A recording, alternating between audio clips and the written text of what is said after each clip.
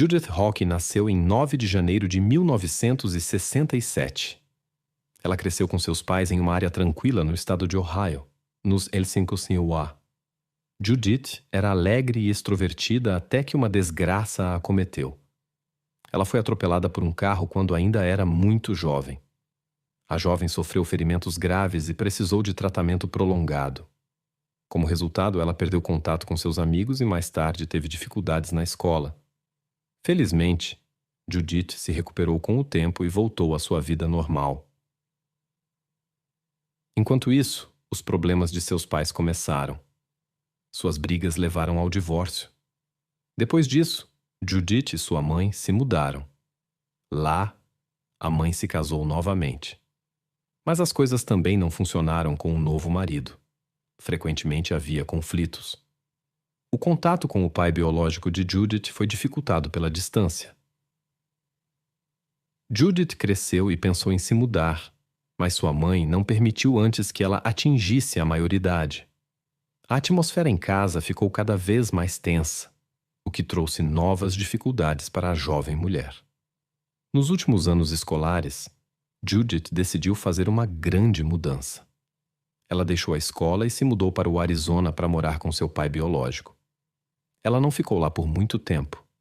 Começou um relacionamento com um jovem, com quem se mudou para o Alasca. Mas os problemas do dia a dia destruíram o romance e seu relacionamento.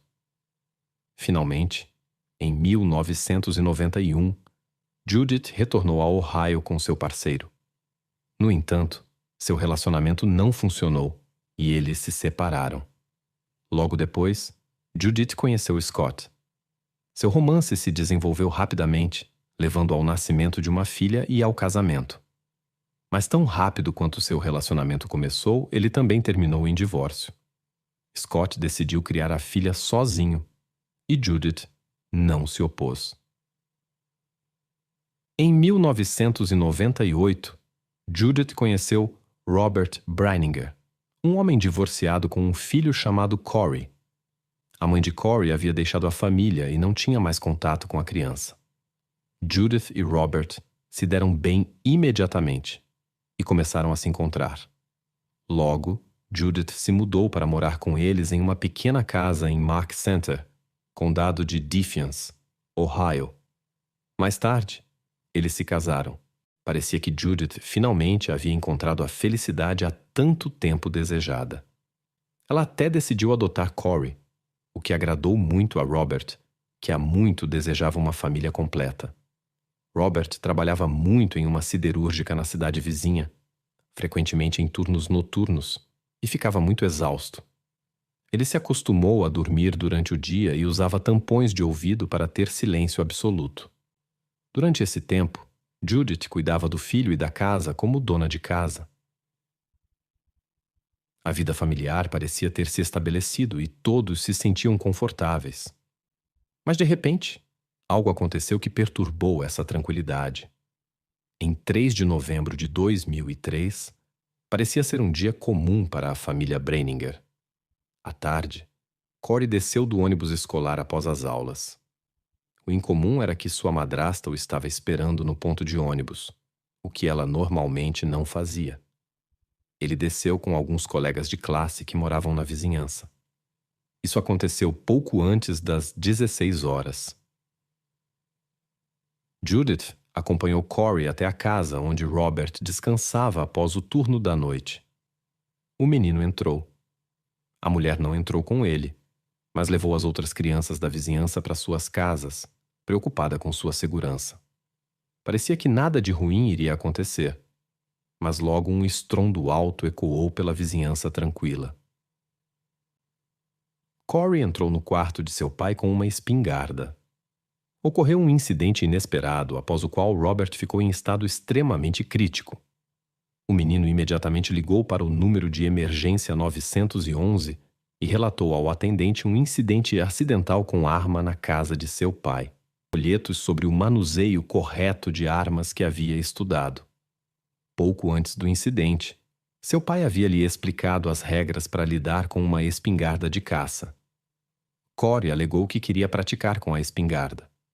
Infelizmente, Seu pai estava por perto quando ele manuseou a arma de forma descuidada e sofreu um ferimento grave. Robert estava deitado em sua cama quando o incidente ocorreu.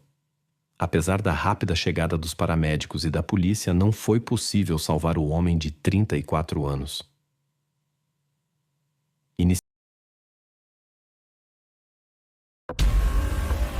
Ele não respeita regras, não sente empatia por pessoas ou animais.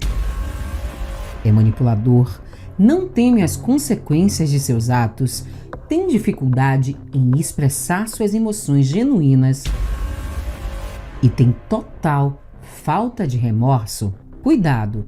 Muitas vezes crianças que demonstram esses comportamentos são vistas apenas como difíceis ou problemáticas. Mas a verdade é que esses às vezes são comportamentos que indicam que essa criança tem uma predisposição genética para desenvolver traços psicopáticos. E por isso hoje eu vou te apresentar Colin Griffith e todos os sinais que ele deu, mas ninguém quis ver. A fazenda, digamos que um tanto quanto precária. Catherine, mesmo com muita dor no coração, abriu mão da guarda do filho para deixá-lo livre com sua escolha.